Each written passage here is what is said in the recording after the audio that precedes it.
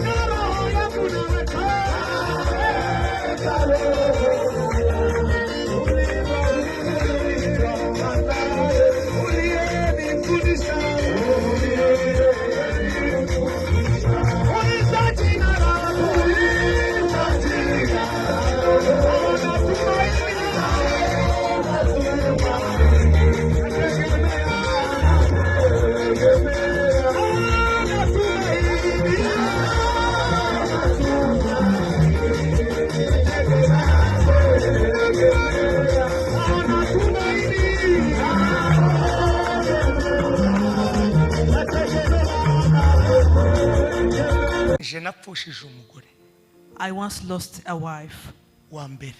My first wife died. The mother to my daughter called Pendeza. And Jolie. Na Timothy. Na Joyce. And Joyce. Joyce yamusigiye afite amezi 6. So the last born Joyce was 6 months old when the mother passed away. Nari Kampala mukarumu kamwe. And I was living in Kampala in a short 1 bedroom. Tugacisha karido hano nono bakaryama hano naje karyama twarambura amaguru twese tugahuza ngo twabaga mu gitaramo cyo gupfunya gusa ntabagazurambura. Now, it was a hard life that we are living in. We had only to partition the bedroom with a curtain. We could not stretch our legs while sleeping because we would always sleep. Kuko nari mu Bugande urumva mukarumu kamwe kandi ko mu mubande ahantu ho mu gishanga noneho imvura yanagwa amazi akinjiramo. Tekereza umuntu wari umenyereye ku mugore ateka n'abanyafrika muzukunda bagabutsa twibjinja ibintu byose n'ibyo abagore noneho Imana iramutwara sigarana abo bana n'uwamezi 6 n'ukunda umwana azarira noneho azarira nyina hari noneho nyina yapfuye ndamusigarana. Imagine a kind of life I was living. I was in Kampala. I didn't have hope that I could again stand in front of people and speak the gospel or give a word of hope. And you know how African men we are. Like everything could be only done. Like all home chores would be done by women. So now I'm home alone. The baby is usually crying. And now a baby is crying. The mother is not there. The mother is dead and I'm there, cannot take care. Kandi abana bose bafite apeti. Nta botike mfite bose bafite apeti ari ibishimbo bakabiri ariko nono twaje kuryama kabikibazo twaje kurya hari umunsi nagiye gushaka akazi ko kwikorera ibintu umuganda arambwira nagwe sebo vayo nawe cyo yagara wano vayo none ndavuga atariko umuntu wigeze kumwa amata umuntu waragiyinka umuntu utari umukene none uyu mugabo ndazi ko naje ndi umugabo ndamenya ko nasize urusaku ruraha inyuma ibintu uko byakomeye. I once went to look for like a temporary job only to help people carry their things, and the Ugandan man chased me, said that, "What do you want there?" So I wondered, I imagined myself a man who has tended the cows. I had lived on milk, and another man is chasing me away as if I did not have a family to take care of. Uwo munsi naciye kuri Jagwa naona Tracom nizo modoka zari zihari pura n'umugabo umwe n'ubu sinigeze kumubona ambeza 5,000 by'amagande ndazamuka ngura ibitoki kandi mu byo kurya byagaza binanira ku bunyine igitoki cyagize umurongo gisiga kimfasha cyane ariko cyagaza kinanira kuko nari menyera umutsima n'amata n'imyumbati ariko igitoki ariko ubu narakimenye usarire komeza ma.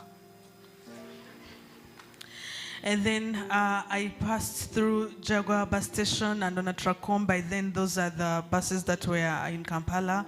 There's someone who gave me 5,000 Ugandan shillings. Till now, I have never met that person. I bought some bananas. It was not even my favorite meal, but now I love it.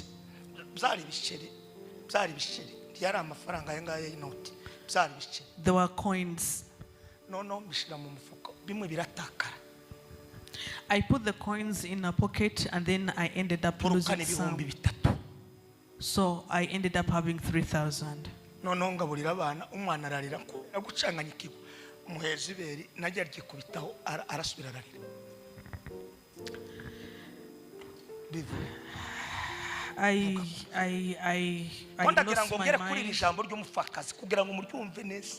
I lost my mind. I couldn't do anything, so I fed my children, but the baby kept on crying and I could not do anything. I decided to give a nipple, and then when the baby sucked the nipple, because there was no milk, there was no breast milk, the baby continued to cry. Muri abo ngabo ndimo mbabwira nubwo nahuye n'ico kibazo nisunza amaboko y'urusengero sinava mu rusengero nisunga amaboko y'urusengero mba mu rusengero ndasenga mu gitondo na nimugoroba zamuka prayer mountain sinaruka wa mukristo wereka kureba ibibazo isunga amaboko y'urusengero ishira mu rusengero. Even though I'm telling you that I never quit church, I never quit praying, I kept on going at the prayer mountain. Yes, I believe you're going through a lot of things that are dismaying your heart, but you have to come to the church, or else you have to come to the prayers.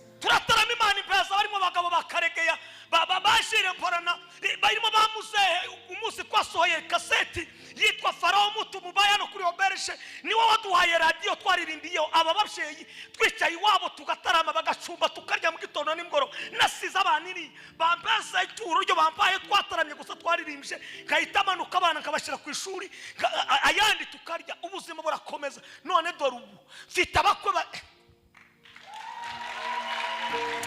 I continued to pray and I met men of God, and every time I would come here, we would record songs. They give me a seed, and then I go home, I pay for the school fees, we get also the meal. But you can now see the Lord has blessed me. I have sons-in-law. The Lord has done amazing in my life.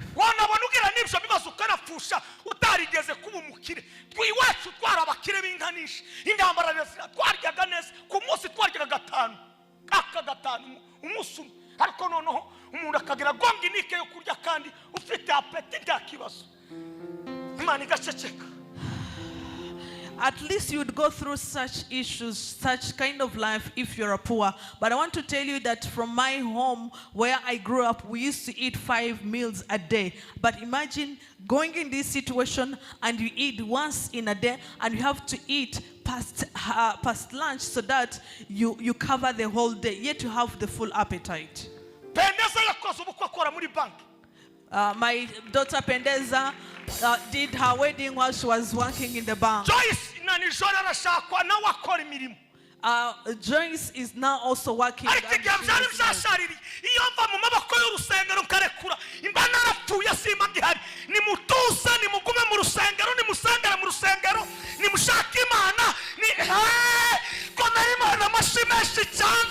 Give a round of applause to God. Anything that you are going through, you have to be still, you have to be calm, you have to continually come, you have to keep on coming to the church.